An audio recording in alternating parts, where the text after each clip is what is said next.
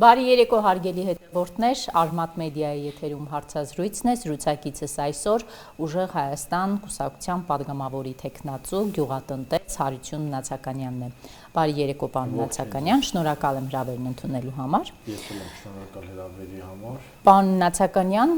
3-17:30-ից 6 քաղաքական ուժ, այդ թվում եւ դուք, ձեր Ուժեղ Հայաստանը մասնակցում եք կենտրոնական ընտրական հանձնաժողովի բողոքի ակցիային, մի մասն էլ ԿՀ-ի ներսում մասնակցում էր նիստին։ Արդյունքում Նիկոլ Փաշինյանի ՔՊ-ի կողմից կենտրոնական ընտրական հանձնաժողովի նախագահ նշանակված Վահագն Հովակիմյանը որոշեց,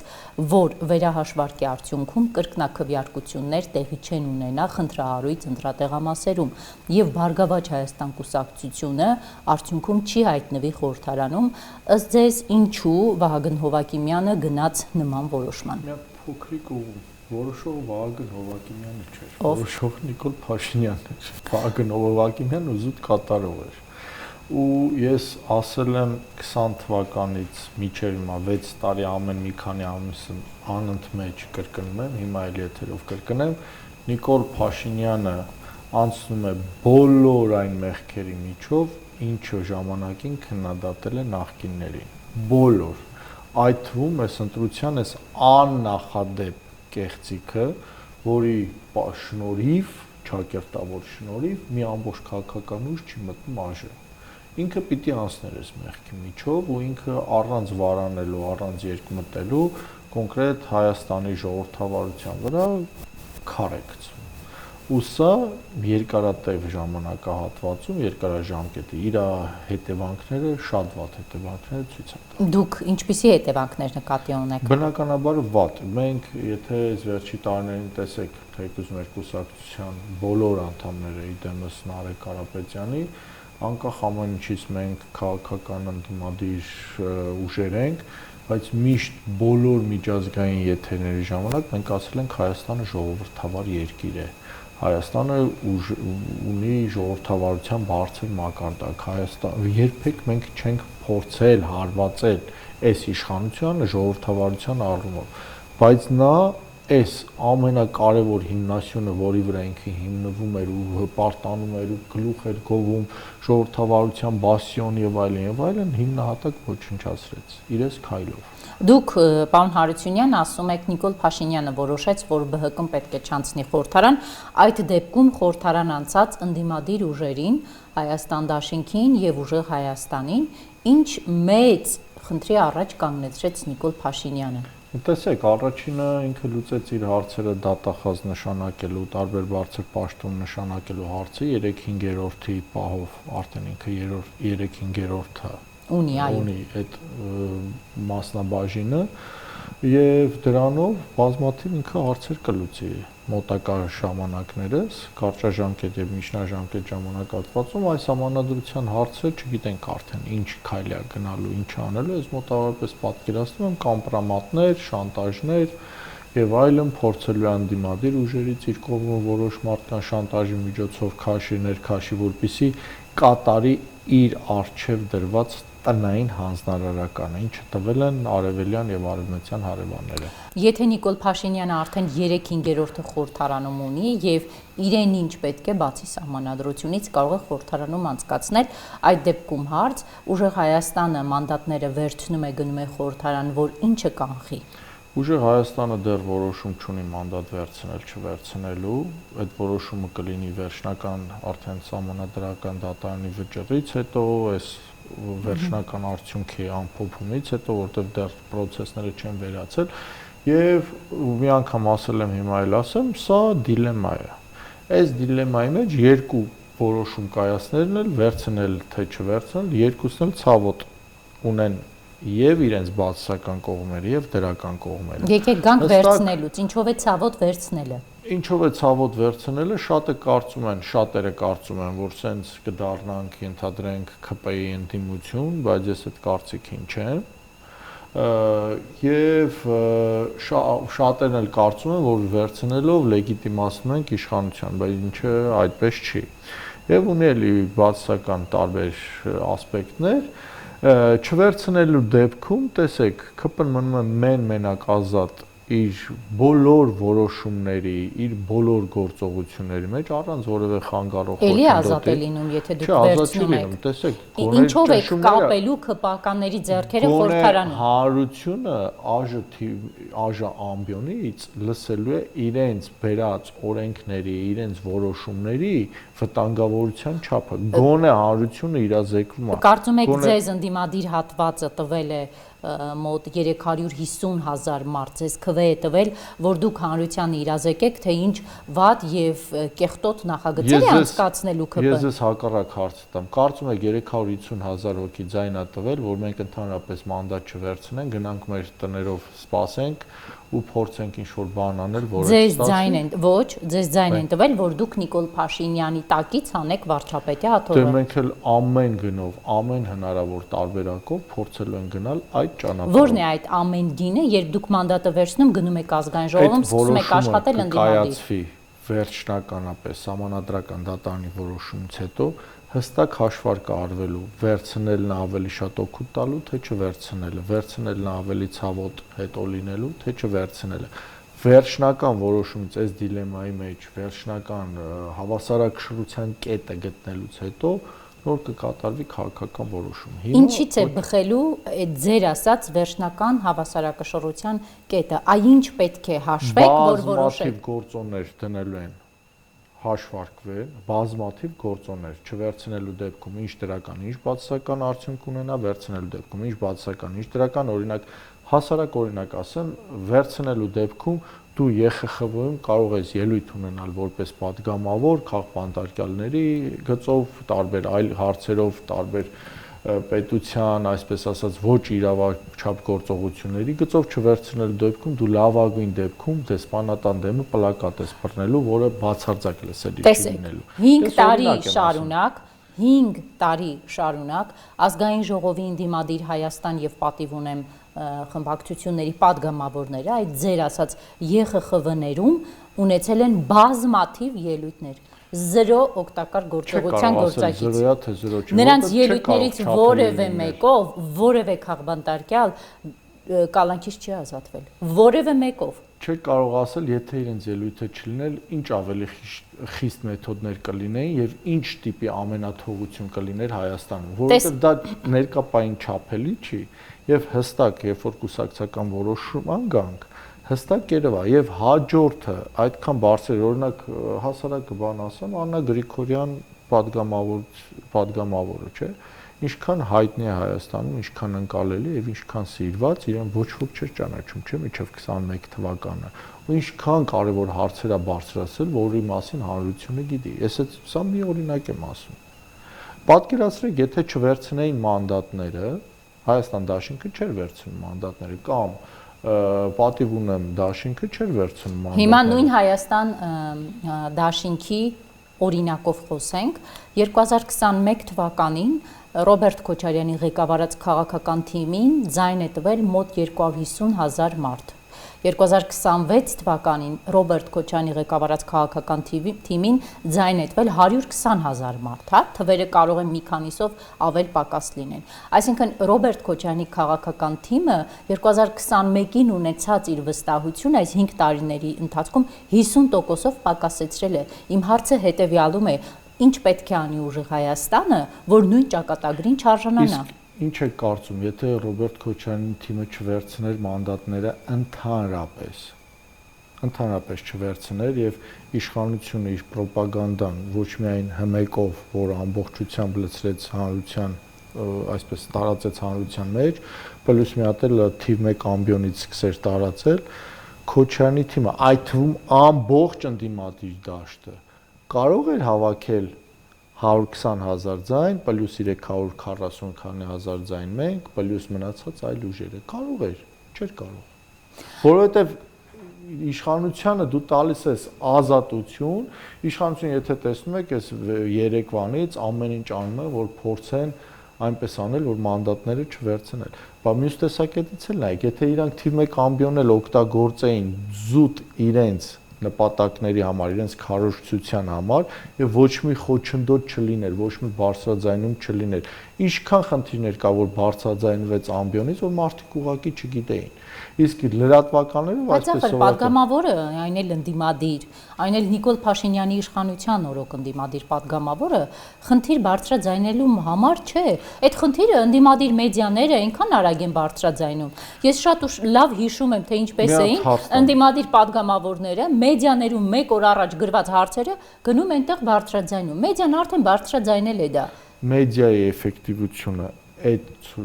չափելի չի, ինչ որ падգամավորի թե մեկ ամբիոնից ելույթ ունենալ։ Հարցս գլոբալ Նիկոլ Փաշինյանը լինելով ազգային ժողովի падգամավոր 18 թվականի հեղափոխությունը, եթե ինքը ազգային ժողովի падգամավոր չլիներ, եթե ինքը չկազմակերպեր այդ իր քայլարշավը, ազգային ժողովի ամբիոնից չխոսեր իր թիմը, Նիկոլը չէր հաջողելու։ Ոչ մի ապա, այսպես ասած, ոչ խորհրդարանական ուժ չի կարող փողոց գեներացնել առանց խորհրդարանի։ Նույնը Հայաստան Դաշինքից խոսում եք, Հայաստան Դաշինքը եւ պատիվ ունեմը ունեցել են ձախողված փորձեր փողոց գեներացնելու, ունեցել են, բայց եթե իրենք այժմ չունենային մանդատներ, այդ փողոցային պայքարն էլ չէր գեներացվի։ Հիմա ուժեղ Հայաստանի տեսլականում կա փողոցի գեներացիան, դուք պատրաստվում եք բոլոր մեթոդները պետք է հաշվի առնել իշխանափոխության համար, եւ փողոցային պայքար, եւ այժմյան, եւ բոլոր հնարավորին օրինական մեթոդները, ինչը հնարավոր է օրինականության դաշտում։ Դուք չունեք մտավախություն, որ Հայաստան Դաշինքի օրը կարող է ընկնել ուժեղ Հայաստանը։ Մենք գնալու ենք մեր տեսլականով, մեր մեթոդաբանությամբ։ Մենք գնալու ենք առաջինը հանրության ներկայացնելու այն, եթե վերցնենք մանդատներ, եթե որոշում կայացվի, որ չենք վերցնում, վերջ, չենք վերցնում եւ այլն։ Եթե որոշում կայացված, որ վերցնում ենք, մենք լինելու ենք բոլորս մեր դեմքով քաղաքակիրթ կերպարի մեջ ու քաղաքակիրթ կերպավորով էլ հանրությանը ներկայացնելու ենք, թե ինչպիսին չպիտի լինի իշխանությունը։ Եվ չպիտի լինի։ Այդ բոշա փչացած եզրույթ ինձ թվում է մեր ժամանակ չի կիրառվելու։ Մենք ուղղակի, այսպես ասած, իգնոր ենք անում, որտեղ հանրությունը հոգնել է բոշա փչացած եզրույթից, այդ գզվրտոցից չէ։ Մենք կիրթ, քաղաքակիրթ դեմքով ԱԺ-ում ներկայացնելու ենք մեր տեսլականը, ներկայացնելու ենք մեր մտահոգությունը, ներկայացնելու ենք մեր ծրագրերը։ Այսինքն դուք պատրաստ եք երկարատև ընդդիմադիր պայքարի։ Մենք պատրաստ ենք ընդդիմադիր պայքարի միջև իշխանափոխությունը,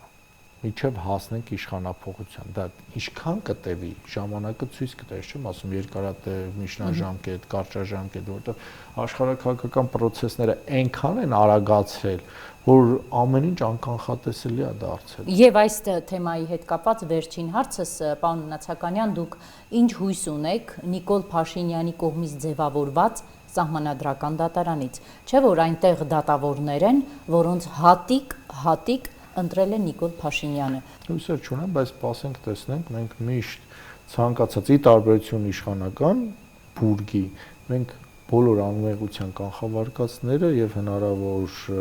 իրավիճակը հաշվի առնելով մենք չենք խոսում։ Իրենք են, չէ, անմեղության կանխավարկածը ոտնատակ են տվել, տշում են, էլ մեղադրելով մարդկանց էլ լրտեսության մեջ, էլ կաշառակերության, էլ սրա, էլ նրա, եռագլուխ վիշա, պատերազմի եսի ինչ։ Մենք այդ եզրույթով չենք գնում։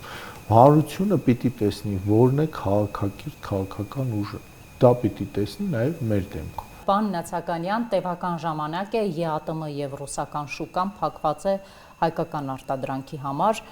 զուտ նաև մեր հեռուստադիտողների համար մեկ օրինակ բերենք, Ռուսաստանն է սպառում հայկական գյուղմթերքի 80%-ը, եւ հիմա այդ դուռը փակված է։ Այո, այսօր Արմատ մեդիան հրապարակեց համապատասխան նյութը, որ պղպեղով բեռնված բեռնատարը Ուկրաինայի սահմանից հետ են վերադարձրել, որտեղ պղպեղում հայտնաբերել են թրիպս տեսակի միջատը, հա։ Մեր գյուղական արտադրանք, գյուղմթերք արտադրողները ինչի առաջ են կանգնել։ Այն սուբսիդիաները, որը խոստանում է կառավարությունը, Գևորգ Պապայանն ասում է 4 միլիարդ դրամի սուբսիդիա կտանք, արդյոք դա բավարար է լինելու, որ մեր գյուղմթերք արտադրողները այս խնդիրը կարողանան հաղթահարել։ Տեսեք, Հայաստանից արտահանվում է 1 միլիարդ դոլարից ավել գյուղատնտեսական արտադրանք։ 1 միլիարդ դոլար։ պետությունը ասում է, ձեզ կտամ 4 միլիարդ դրամ, ինչը $10 միլիոն է, ինչ է արտահանման ընդհանուր գումարային ցուցանիշի մեջ 1%-ն է։ Այդ 1% ցուցանիշով ֆերմերը ո՞նց է ապրելու, ո՞նց է գոյատևելու, ո՞նց է վարկերը փառկելու, ո՞նց է ի վերջո մնալու ոտքի վրա, դա լրջագույն խնդիր է։ Ինչ որ ասում են, սենց իրանք սենց բուկետով սարքած միշտ սենց ժապավեն կապած մատուցում են հանրության, սենց փոքր մի երկու չնչին հաջողություն, չէ՞, հիշում եք բալթյան երկրներ մի տնտեսվարող ինքը իր ուժերով ապրանք էր արտահանել $10,000 ընդամենը ծաղիկ էր արտահանել, ամբողջ լրատվական դաշտը ողողեցին, այո, մտանք Եվրամիություն, բայց իրենք կապել չունեն, էլ այդ տղան իր միջոցներով, իր հնարավորություններով, իր կապերով արտահանում էր արել։ Նույնը սպասում է, հեսա մի 3-4-5 մեքենա կարող է ուղարկեն Եվրոպա, նույնիսկ կարող են այդ բեռնդեղ ոչնչացնել, այդ բեռի ճակատագրի մասին ոչ մեկ չէ իմանալու, ու ասեն ցույց տան ասեն, այո, մենք մտանք եվրոպական շուկա, մեր հանրությանը կոնկրետ աշկակապության անեն ու հանրությունը հավատա։ Իսկ խորքում մենք ինչ խնդրի ենք բախվում, եթե ԵԱՏՄ եւ ռուսական շուկան մեր համար փակվում է։ Գյուղացիական տնտեսություններ, ինչը շատ վտանգավոր եւ շատ վախենալու է, որովհետեւ երբ որ այդքան գյուղացիական տնտեսություններ ձախողվեցին, հաջորդ տարիներին վերականգնվելը շատ դժվար է լինելու նրանց համար։ Տեսեք, մենք ունենք 300,000-ից 400,000 գյուղացիական տնտեսություն եւ շատ քիչ խոշոր տնտեսվարողներ։ Հիմա ես նայում եմ կառավարության նիստերը, այսպես շատ երկար տեքստեր են ասվում այն մասին, թե կառավարությունը սուբսիդիա կտա խոշոր տնտեսվարողներին։ Ճիշտ է, մարդկանց առհասարակ մտահոգությունը, որ առհասարակ այդ սուբսիդիաները այս 300-400,000 գյուղացիական տնտեսությանը բաժին չի էլ հասնում։ Դրանից օգտվում է խոշորը, որը այսպես թե այնպես իր արտադրանք իրացնելու տարբերակ կգտներ։ Այսինքն գյուղացին, որը փոքրիկ այգի ունի, կարողանում է մի փոքր արտադրանք ունենալ արտահանել Ռուսաստան, նորից մնալու է չոր փաստի առաջ։ Բնականաբար դա լրջագույն խնդիր է գյուղացիական տնտեսությունների համար, որովհետև հիմնականը մանավանդ ֆերմերային տնտեսությունը հիմնականը այգիներն են, այգիների տերերն են, ովքեր ունեն կես հեկտար այգի, մի հեկտար, 2 հեկտար կամ ավելի փոքր, հենց տնամերձ հողամասեր, առաջի հարվածը նրանք են ստանալու, կարելի ասել խոցելի խավը իրենք են լինելու, ու պետության քաղաքականությունը վերջի տարիներին գյուղատնտեսության միշտ միտված է եղել խոշորներին, միշտ խոշորներին խրախուսելու, խոշորներին ինչ որ բանով առաջ մղելու եւ դրա պատճառով մեր գյուղատնտեսությունը աճ չի գրանցում վերջի 10 տարին, որ նայում եք, մենակ այս տարի, որ 5 ու քանի տոկոս, 5-7% աճ էր գրանցել, որի մեջ ծաղկի մասնաբաժինն էր բավականին բարձր, այս անցած տարի անդադ մտահոգություններս հայտնում է, որ այդ ծաղկի արտադրությունը այդքան մեծացնելը սահմանների փակվելու դեպքում լրջագույն խնդիր է առաջացնելու պարենային անվտանգության առումով, բոլոր առումներով, ի վերջո ծաղիկը վերամշակման ենթակա ապրանք չի, որ կարողանաս վերամշակել, գոնե վնասները հասնես մինիմումի, էլի։ Ու այս խնդիրը կա։ Ու այս նույն գյուղացիական տնտեսությունը ամենամեծ դժող տնտեսությունն է։ Հիմա դառնալով գյուղացիական տնտեսություններին, հա, որքանով այդ մարդիկ կկարողանան եվրոպական չափանիշներին համապատասխանեցնեն իրենց ապրանքը, որ դա Եվրոպայում իրացվի։ Դա բացառապես պետական գործառույթ է։ Եթե իշխանությունը հանկարծ գցեց գյուղացու վրա, գցել է գյուղացու վրա, Նիկոլ Փաշինյանն ասում է, գնացեք եվրոպական չափանիշներին համապատասխան ապրանք տվեք։ Չի կարող եվրոպական չափանիշների ապրանք տալ, եթե պետությունը իր գործիքակազմը չի օգտագործում։ Ուղղակի ֆիզիկապես չի կարող։ Ինչ գործիքակազմ պետք է օգտագործի հիմա։ Մյուս կողմից ՍԱՏՄ Սննդի անվտանգության տեսչական մարմին, ՍԱՏՄ-ն պետք է ունենա բոլոր հնարավոր ձևով վերազինված լաբորատորիաներ, որոնք ակրեդիտացված են Եվրամիության լաբորատորիաների։ Դա կարելի ասել չունենք։ Այսինքն մենք դա չունենք, բայց քաղաքական այնպիսի հայտարարություններ են անում, Զելենսկուն բերում ենք Հայաստան, որ Ռուսաստան, ԵԱՏՄ մեր համար դռները փակում են։ Առաջի բանը լաբորատորիան չունենք, էլի ինչ չունենք։ Այդ լաբորատորիաները իր բոլոր հնարավորություններով։ Երկրորդը գյուղմթերքի մշակման հետագծելությունն է պետք։ Այդ հետագծելությունը պետք է նրա համար, որ իմանաս այս ապրանքի մեջ արգելված նյութերը չեն գերազանցում թույլատրելի նորմը։ Եթե գերազանցեցին, դու ուղղակի արդեն չես կարող մրցունակ չես, ԵՄ շուկան չեն թողի։ Երրորդ, մենք այդ մասով ինչ ունենք։ Այդ մասով ոչինչ չունենք, անցած տարի կհիշեք։ Բայց այդքան փող են հատկացնում բյուջեից։ Դե հատկացնում են, ինչ են լինում այդ բյուջեի փողերը։ Հասարակ բան ասեմ, անցած տարի, որ մի կազմակերպություն ուղակի փորձ էր արել, շուկայից գնել էր տարբեր տիպի պտուղ բանջարեղեն, տարել տրամադրել էր ՀԲԼՑԿ պետական լաբորատորիա, բոլորի մեջ գտել էին թույլատրելի նորմը գերազանցող մարմիններ։ Եվ ոչ ոք չէր համապատասխանում նույնիսկ Հայաստանի շուկայի պահանջներին։ Ու մենք ուտում ենք այդ պտուղ բանջարեղենը։ Երբ որ պետությունը իր տեղումը լիներ, սա լուրջ իր համար ազդակ պիտի լիներ, որ սկսեր վերահսկողություն, այդ հետագծելությունը դրա համար է։ Ներկրվող թունաքիմիկատների, ենթադրենք տեսակները, ինչ թունաքիմիկատներ պիտի ներկրվի, ինչ ազդողնյութող թունաքիմիկատներ։ Երկրորդը, ֆերմերին պիտի հստակ թույլ չտրվի ինքը ինչ թունաքիմիկատ, ինչ քանակի ուզի գնի։ Նա պետք է բժիշկի բաղադրատոմսի նման, ըստ իր ունեցած հողի եւ աճեցվող մշակաբույսի քանակի հստակ ռեցեպտի նման, այսպես ասած, բժիշկի այս քանակից, այսքան սրանից, այսինքն այդ դաշտն էլ է մեր մոտ բաց։ Իհարկե, ամբողջությամբ ոչ թե բաց է, բարձի թողի է, ով ինչ ուզում, ինչքան ուզում։ Դու կարող ես գնալ մտնել թունաքիմիկատների խանութ, ասես ինձ տվեք 5 լիտր, ենթադրենք B58։ Ու ոչ ոք չի հարցնի, այդքան B58-ը ինչ ես անում, ոնց ես անում։ Կարող են լցնել, վճարես գնաս, ոչ ոք չի հետևիցը չի գալու։ Կարող դու տանում ես մեկին ես թույնում, կարող։ Բայց ինչի են գյուղացուց պահանջում։ Եվրոպական ստանդարտներին համապատասխան ապրանք տվեք, մենք ձեզ փողը կտանք։ Երկրորդ, միջին վիճակագրական ֆերմերը միջազգային շուկայի տենդենսներին չի տիրապետում։ Ասում եմ թող գնա տիրապետել։ Ոնց տիրապետի ինքը մարքեթինգային հսկա ծախսեր է։ Բայց պետությունը գնամ իր փոխարեն էտել անե։ Մարքեթինգային հսկա, Բավարաստանը գինու արտադրությունը ոնց է զարգացրել։ Բավարաստանը հենց նման պետական ճիշտ աշխատանքի շնորհիվ այսօր 270 միլիոն եվրոյի թե դոլարի գինու վաճառք ունեն։ Դա հենց պետական ճիշտ միջամտության, ճիշտ գործիքակազմի կիրառման արդյունքում է ստացել։ Այս մարդիկ ասում են մեզնից փող ուզում են տալիս ենք։ Ախր փող ուզել տենց չի, որ ոնց որ ասես երեխային այբենարանը տամ, ասեմ այբենարանը տվել եմ, վաղը մեսօր բոլոր տարերը սովորած դու գաս։ Եթե հանկարծ տարերը չսովորեցիր 3 ամսում, ես քեզ այբենարանը տվել եմ, ինձ հետաքրքիր չի վում։ Այդ երեխային սովորացնելա պետք է, մենակ այբենարանը քիչ է։ Նույնը ֆերմերին այս զարգացող գիտության մեջ, որ ամեն օր նոր պեստիցիդների, տեսակների, թունաքիմիկատների, պարտանյութերի,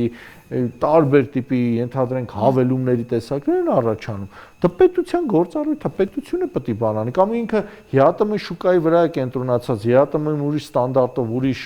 պեստիցիդներ է պետք իրարել, ԵՄ-ի համար ուրիշ է։ Հիմա ո՞նց է այդ անցումը կտրուկ տեղի ունենալու հայտնտեսվարողի մոտ։ Չի տեղի ունենալու, տեղի է ունենալու այն կոլապսը, ինչը կա հիմա։ Ու այն պորոտախոս գրեհիկ պաթետիկ խոսքերը, որ ինչը ինչով է կոլապս հիմա։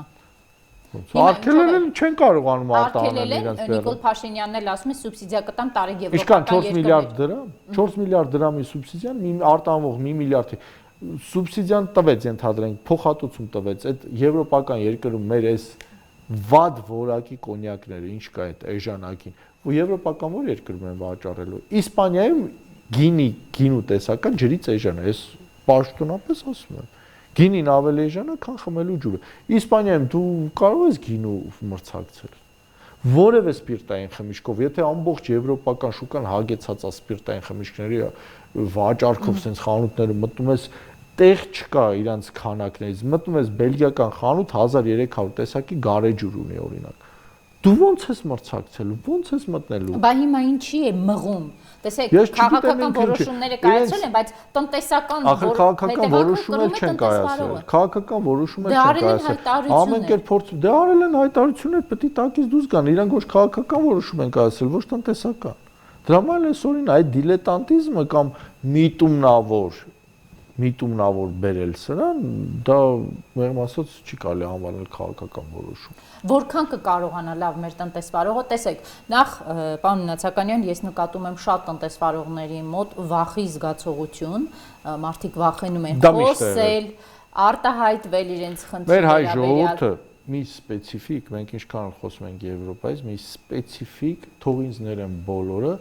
ասիական հատկանիշ ունի։ Սենց այն շարից փորձանքից հեռու։ Բայց իրենք արդեն շարի փորձանքի մեջ են։ Իրենք ես հենց այդ եմ ասում, իրենք շարի փորձանքի մեջ են, բայց մեկը իրանք փորձում դե խի վատամարդ ենք, վատամարդ չենք։ Բայց այս բարգերը ո՞նց են փակել։ Դե թող փակեն ոնց ուզում են։ Ես միշտ փորձել եմ օգնել եմ հնարավորինս մեր հայկական մենտալիտետին ծանոթ լինելու եւ այդ մարդկանցից ես որևէ պահանջ ակնկալիք սпасելիք չունեմ։ Իրենք տենց են։ Ես հիշում եմ Թունակի Միկատների մի 2 տարի առաջ էր, 3 տարի առաջ էր, որ բերել էին չէին թողում մաքսազերծեին։ Էլի նույն խնդրի մեջ իրանք փորձեցի օգնեցի կազմակերպեցի ոչ ոք եթերով չէր ուզում խոսել։ Պղպեղի Ուկրաինայի սահմանից պղպեղը հետ վերադարձնելու հետ կապված ըստ ձեզ ինչու այդպես տեղի ունեցավ, որովհետև տպավորություններ, որ գոնե Զելենսկու ղեկավարած Ուկրաինան Նիկոլ Փաշինյանի Հայաստանից տարված ապրանքը կընդունի, էլի։ Միշտ քաղաքական ցանկացած ընկերություն, քաղաքական ցանկացած որոշում կարող է լինել, բայց Եվրոպայում, քանի որ Եվրոպան չափազանց մարդակենտրոն երկիրը, աշխարհամաս է, այսպես ասած, չափազանց մարդակենտրոն, ինքը իր քաղաքացու հետ կապված որևէ ռիսկ չի փոխի որևէ այլ գործոնի հետ։ Եթե ապրանքի մեջ կա TRIPS, կարանտինային միջատ, ինքը չի ընդունի, ինչ ուզում է լինի, ինքը կարող է հանի 5-50 միլիոն կտա նվեր, բայց այդ ապրանքը երկրում չի թողի։ Եթե ապրանքի մեջ կա ինչ-որ թույլատրելի նորմա գերազանցող պեստիցիդ, ինքը այդ պեստիցիդով ապրանքը երբեք ոչ սիրուն աշկերի համար, ոչ ընկերական հարաբերություն, ոչ նույնիսկ քաղաքական դիվիդենդի համար չի ընդունի։ Ռուսաստանը կընդուներ։ Ռուսաստանը ընդունում էր։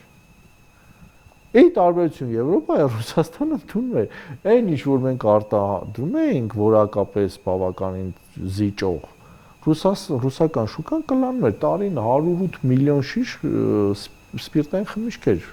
Ռուսաստանը ընդունում վաճառում այդքան պտուղ բանջարեղեն էր ընդունում վաճառում եւ այլն Հիմա պարոն Նացականյան լուծման ուղին ո՞րն է այն կողմից դռները փակված են Եվ ավելին ԵԱՏՄ-ն անընդհատ պարբերաբար թարմացնում է այն ապրանքատեսակների անունները, որոնք այդ տարածք Հայաստանից չեն կարող մուտք գործել։ Մյուս կողմից էլ դուք ասում եք, որ մենք եվրոպական չափանիշներին չենք լավ փողը տվեցին, ո՞րն է լուծումը։ Լուծումը պիտի 8 տարի առաջ արած լինի, եթե ուզում էին մտնեին Եվրոպայի հետ մերձենային Եվրոպայի տարեվտուր անային, գոնե այդ 8 տարվա մեջ պետք է քայլերը, որ քիչ առաջ ասեցի, ՍԱՏՄ ապրանք հետագծելություն, սելեկցիա միջազգային շուկայի տենդենսների ուսումնասիրություն, ճիշտ փաթեթավորում, տարայավորում, մթերման կայանների ստեղծում, այս ամեն ինչ էս ընթացքում պետք է անեին, որ պատրաստ լինեին դրան, որ ասեին, հա, մենք մտնում ենք Ռուսաստան до свидания։ Բայց եթե դու այդ ամեն ինչը չես արել, ու պլյուս կախվածությունը ռուսական շուկայից շատ ավելի ավելացրել ես, ու դու սենց ես անում, դա կոչվում է պետության ինքնասպանության փոլ։ Ուրիշ պատասխան չկա սրա։ Իսկ գուցե Ռուսաստան до свидания ասացին նպատակ ունենալով Թուրքիա եւ Ադրբեջան առևտրային խողովակներ բացել։ Թուրքիան ու Ադրբեջանը գյուղմթերքներով քեզ մրցակից են, ինչ խողովակ բացելու մասին է խոսքը։ Երբ որ քեզ մրցակից են, քեզ Ադրբեջանում գազի գինը կոպեկներ է, ջերմատնային տնտեսությունների ստացվող մշակաբույսերը բավականաչափ էժան են, մաչելի են։ Թուրքիան այնպիսի գոտիներ ունի, որ տարվա մեջ 2 ամիս էլ ջերմատնային տնտեսությունները չեն ջեռուցում։ Այսինքն հարավային գոտի է եւ այնտեղ էլի ցածր ինքնարժեքով ստանում են։ Թուրքիային ու Ադրբեջանը ինչին է պետք քո գյուղմթերքը, եթե ոչ ինքը բերի լցնի քո շուկա։ Այսինքն բաց սահմանների պարագայում մենք նաև բաց սահմանների պարագայում գյուղատնտեսության ոլորտում դու լավ Թուրքիայից սահման ես բացում, չէ՞։ Դու առաջինը Թուրքիայից սահման բացելու համար դու պետք է նախապատրաստական աշխատանքներ անես, չէ՞, քո գյուղատնտեսության հետ կապված նաև դու արդեն քո սելեկցիոն կայանները պետք է ունենայիր, պետք է հաշվարկներ անեիր գյուղատնտեսության ոլորտում, որտեղ ինչ սուբսիդիա անես, որ թուրքական ապրանք է դու լինես մրցունակ, որ սահմանը բացվել դեպքում թուրքական էժան լոլիկը չլսվի քո շուկան կաթված ահարանի։ Ամբողջությամբ ոչնչացնի գյուղատնտեսության։ Եվ գյուղատնտեսության հետ կապված վերջին օրերին քննարկվում է հարցը, եթե Ռուսաստանը որոշի գազի գինը թանկացնել, նույն տնտեսվարողները ինչի առաջ են կանգնելու, նույն ջերմոցատերերը, ջերմատնային տնտեսությունների մեջ, կներեք, կտրեցի խոսքը, հասկաց հարցը դրա համար ջերմատնային տնտեսությունների մեջ մշակաբույսի ինքնարժեքի 70%-ը վառելիքի ծախսն է։ Եթե 70% վառելիքի ծախս պատկերացնում եք, 2 անգամ, 3 անգամ բարձրացավ, դու բացարձակ որևէ ձև դու քո երկրի ներսում արդեն մրցունակ չես։ Այսինքն ինքը ինքնարժեք այնքան կթանկացնի, այնքան կթանկացնի, որ Պարսկաստանից ավելի էժան կլինի Պարսկաստան ջերմատնային տնտեսություններում աճ ասած մշակաբույսերը բերեն, քան Հայաստանում աճեցնեն։ Եվ մի հարցի եմ ուզում ուշադրություն դարձնենք, տեսեք, պարոն Նացականյան, կառավարությունը շատ էժան տոկոսներով վարկել է տալիս ջերմոցատերերին։ Ճիշտ է։ Բանկերը հարստանում են, վարկը վերցնում է ջերմոցատերը, տոկոսի կեսը փակում է ջերմոցատերը, կեսը փակում է կառավարությունը իմ եւ ձեր վճարած հարկերից։ Այսպես է աշխատում կառավարությունը։ Հիմա ստացվում է համ ջերմոցատերերին վարկ է տվել, որ ջերմոց կառուցի, համ այդ ջերմոցատերին փող է տալի, որ իր ապրանքը հասցնի Եվրոպա։ Սա դարձավ տնտեսական զարգացման մոդել, թե ոչ։ Չէ, բնականաբար չէ, կարճաժամկետում մտածում են ինչ-որ հարց կլուծեն, բայց դա երկարաժամկետում ոչինչ չի տալու, կամ այդ 1% թեկուզ է իրանք այդ ծախսը որ անում են, այդ 1%, ասեցի 1 միլիարդի մեջ 10 միլիոն դոլարը 1%-ը, դա ոչ մի ազդեցություն չունենալու էական։ Եվ գյուղատնտեսության հետ կապված ձեր կուսակցությունը ուժեղ Հայաստանում ուներ ծրագիր, դուք մասնավորապես մթերման կայանների մասին միշտ խոսում ենք, հենց դեպքերի մասին էր, եթե մթերման կայանները լինեին եւ գյուղացին հիմա բերքը չքաղեր մնար օդի մեջ թե ինչ աներ, բերեր մթերման կայան, այնտեղ սորտավորվեր, տարայավորվեր, փաթեթավորվեր եւ մթերման կայանը տեսներ, որ հնարավոր չի արտահանել ռուսական եւ այլ շուկա, արագ գոնե կվերամշակեր, կսարքեր ճիր, կսարքեր ենթադրենք պահածոներ, նույնիսկ սպիրտ վերջի տարբերակ, նույնիսկ սպիրտ կսարքեր եւ այդ ապրանքը այդ ձևով չէր ոչնչանա։ Երբ որ ունենալ էլ քանակ, արդեն կարար այլընտրանքային մերձարևադարձային շուկայում մեծ սուպերմարկետների ցանցին առաջարկ աներ։ Հենց սրա համար էր մթերային կայանը պետք, ինչը ուրբաթը շաբաթի շուտ եկավ։ Շնորհակալ եմ։ Ես էլ եմ շնորհակալ։ Հարգելի հեռուստադիտողներ, հիշեցնեմ Մարմատ մեդիայի եթերում զրուցակիցս Հարություն Նացականյանն էր, կհանդիպենք վաղը։